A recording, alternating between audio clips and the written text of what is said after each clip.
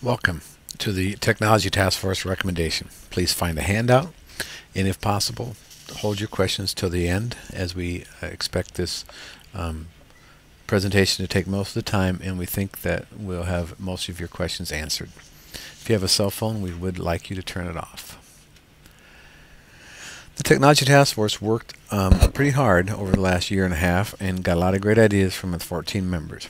Carrie Newman, Vera Reginaris, Trevor Hoyt, Julie Williams, Michelle Gutierrez, Jared Genzano, Tina Bessius, Jerry Benson, Brendan Walters, David Glass, Randy Bryson, and Betsy Brown. In addition, the Technology Advisory Committee worked hard, and this also included Jennifer Longy, Jason Willert, and Forrest Beck. The Technology Advisory Committee worked a lot with the one-to-one program.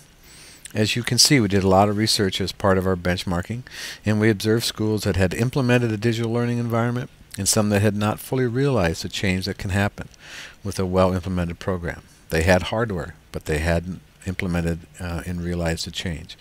We will highlight the best practices and elements that attribute to the success of these programs. Besides meeting and visiting schools, many of us travel to conferences. These are valuable experiences, and we believe that Durham Academy should continue to send more teachers to these conferences. In addition, a team traveled to Apple's campus for an executive briefing where Apple presents some of their solutions for schools looking to implement one-to-one programs as well as professional development opportunities. We believed after our presentation, because we were able to present our vision for Durham Academy, we feel that Apple is in a solid place because they are more than just a vendor of hardware and can support all three recommendations because of their many years of expertise in both professional development and helping schools. We will continue to hold discussions, and if our recommendations are approved, we are prepared to begin to formalize relationship for professional development provided by Apple. In the benchmarking, the analysis clearly showed some central themes. First, our task force was fortunate to be affiliated with the Technology Advisory Committee, as it allowed us to dedicate a lot of time and some money. Schools that exhibited these central themes were the most successful as measured by both administrators at these schools and the teacher interviews conducted. The virtual learning environment is core, as is strong administrative support and vision. Without those two themes, programs tend to have a lower impact. Structured professional development cannot be underestimated. It should focus on curriculum, teaching strategies, and not just applications. E-textbooks are beginning to be more available. Publishers are finally beginning to fully realize that they should have a paper copy and a electronic copy. Digital resources, much like our United Streaming, are also essential, as we also notice that mostly authentic, collaborative, experiential, or project-based learning curriculum tend to work really well too. There had to be UC standards for faculty at these schools, and that's a part of a performance review. And then there was a help desk for all users where loaners were available, and so downtime was kept to an absolute minimum. Schools doing it well. We felt Berkeley Prep in Florida, strong administrative support, some e-textbooks. They again had a virtual classroom. They were using that with Blackboard. And the technology use was in their performance review. Science Leadership Academy in Philadelphia moved a virtual classroom, a lot of collaborative learning. They would write curriculum in the afternoon instead of training. They were simply working on rewriting and adding and integrating technology.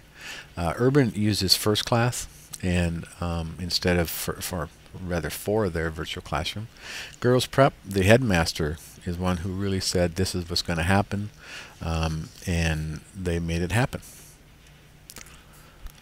In order for schools to undertake the recommendations that we are putting forth, we must have some shared principles or values.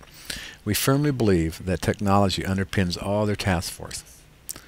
And as you listen to their presentations, please keep in mind that technology plays a key connection in each of theirs. We need to prepare our students for a rapidly changing world,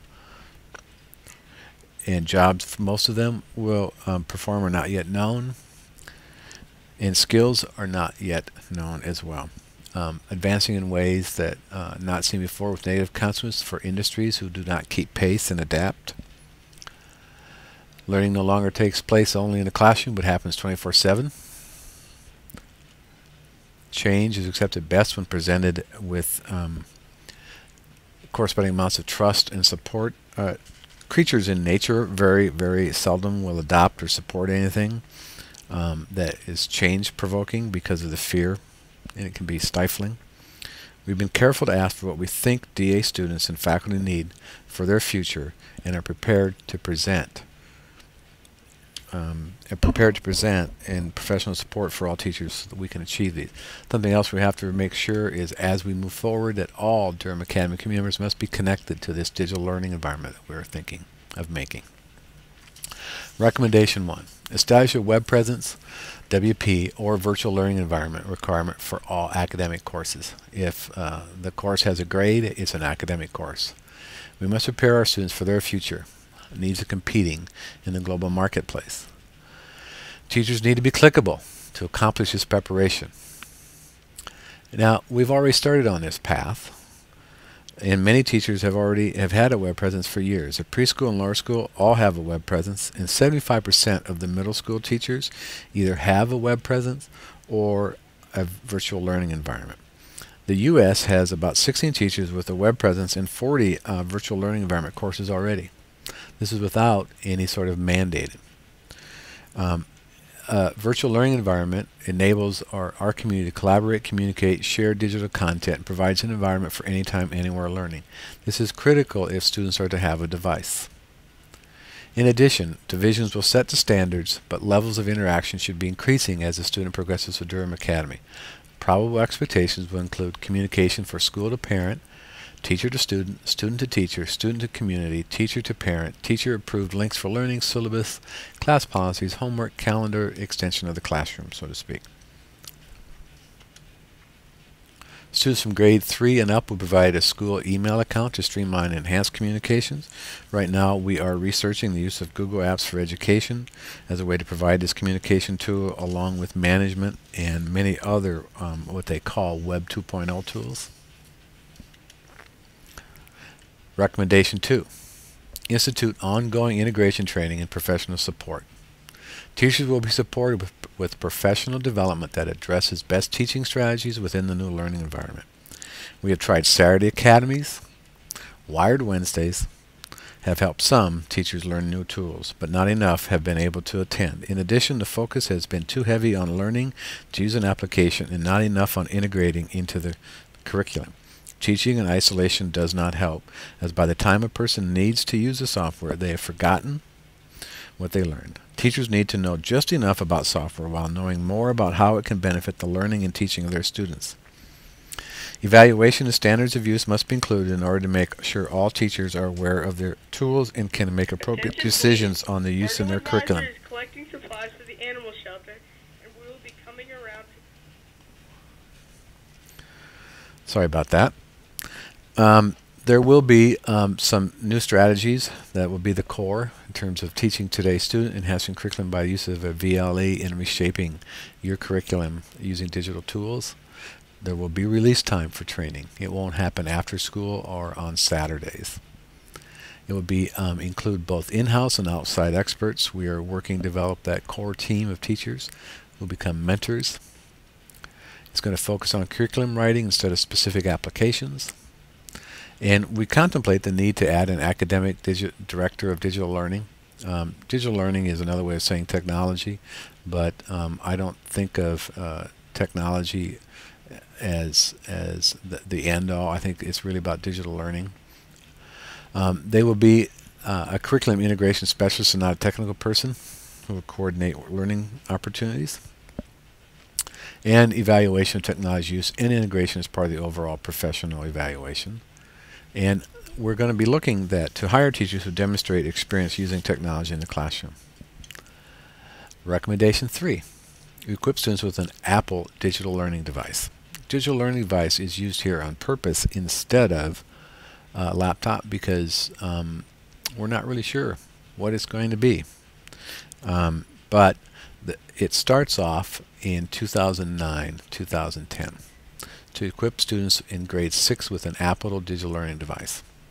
And this may seem like the scariest recommendation, and for many the idea of a classroom full of digital devices conjures up chaos and the loss of relationship with the student. We believe that recommendations 1 and 2 are essential to the need for a digital device for students. Students can now bring a device to use on campus, and more are. So in many ways, this change has already started. We believe it should be available for all students, and the program should be managed in ways that the digital device is loaded with all the content and software that students need. We have devised a plan to lease computers in the middle school and assess a fee to parents. The U.S. model is for purchase by the students and have laptops last all years. The tech support, loaners, insurance, infrastructure needs are all being considered and will be managed in order to alleviate any of the fear about how we're going to possibly run all of this. We're going to be adopting electronic textbooks when available, eliminating the need for both a textbook and a laptop digital learning device. The exception to e-textbooks is paperbacks, because in all of our observations at all the schools, paperback books were used in school visits because of the form factor. They're small, they're tactile. It's a good thing to have a book. Now, with an electronic textbook, they're searchable. They often have embedded web links that can be used, and students can actually highlight right in the electronic book. One idea that may be, depending upon publishers, is a paper copy at home, and a digital copy then would be on every laptop. Implement devices for other divisions to support curricular needs. This is not to say that just because the middle school starts off with a device in 09-010 academic year, that other divisions wouldn't be getting digital devices as well. A proposed timeline would start off with something around 2007 or 2006-2007, which means we're done with that. The ceiling mounted LCD projectors, they're done. The phone system is done. Smart boards in science classroom at the upper school and computer labs, they're done. Teachers have new laptops. We have a new website, upgraded servers, wireless and network security.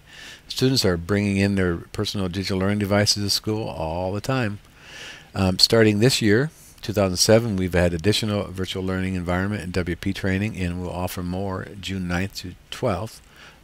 In addition, the 6th grade had a retreat day where all 6th grade teachers were trained on Moodle. We'll have an inaugural Apple workshop on June 16th to 19th.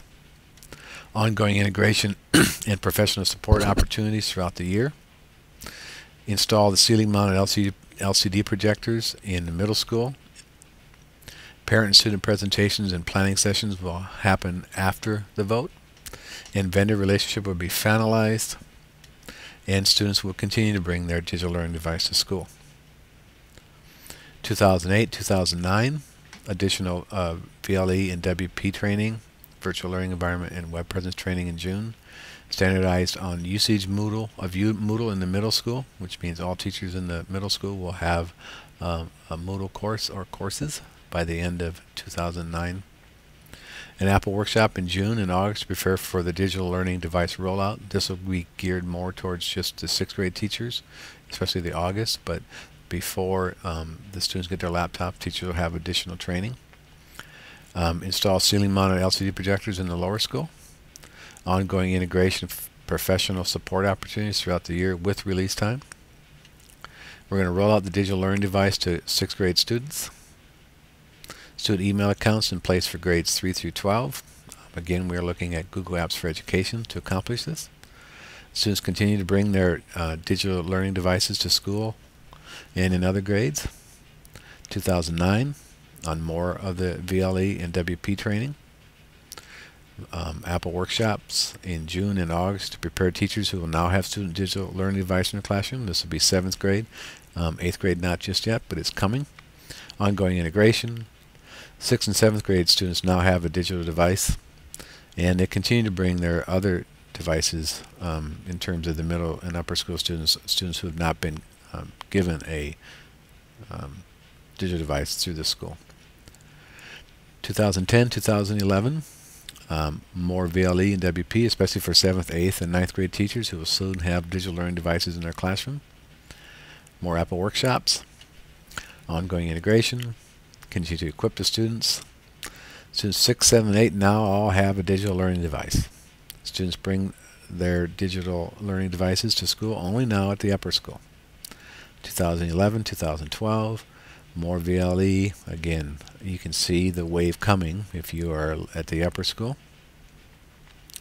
A lot still the same, but now we have 4 grade levels with digital learning devices, and students are able to bring their only in the upper school at this point.